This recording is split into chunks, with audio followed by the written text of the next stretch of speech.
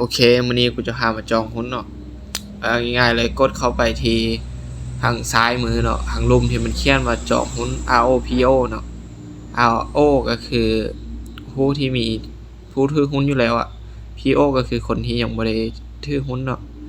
กดเข้าไปเห็นบ่นี่เราก็เลือกหลักทรัพย์ที่เรามีหั้นอย่างกูมี PCKL KT เนาะกดเข้าไปจากนั้นก็ใส่ชื่อเป็นภาษาอังกฤษภาษาลาววันเดือนปีเกิดชั้นชาติก็ใส่ตามที่มันบอกกันแหละโอเคหน้าต่อมาเนาะก็ใส่เบอร์โทรเบอร์ WhatsApp อีเมลแกที่อยู่เนาะใส่ตามที่มันบอกนั่นแหละมันก็บ่ยากอะใส่ตามที่มันบอกไปเลยโอเคนะต่อมาเนาะอันนี้ก็คือจำนวนหุ้นที่เราสามารถจองได้เนาะจะจองให้เบิ่งเป็นตัวอย่างเนาะ100หุ้นเพราะว่ามันจะจองหุ้นอยู่บ้านเฮามันจะจอง100 200เทื่อละ100ไปเนาะมันจะเป็นหลักแนวนี้อ่ะ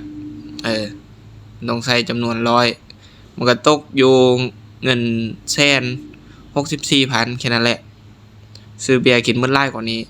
เอามาจองหุ้นไว้จักหน่อยก็ดีนะโอเคเฮากดต่อไปเนาะมันก็จะขึ้นหน้าให้เฮากดซอฟ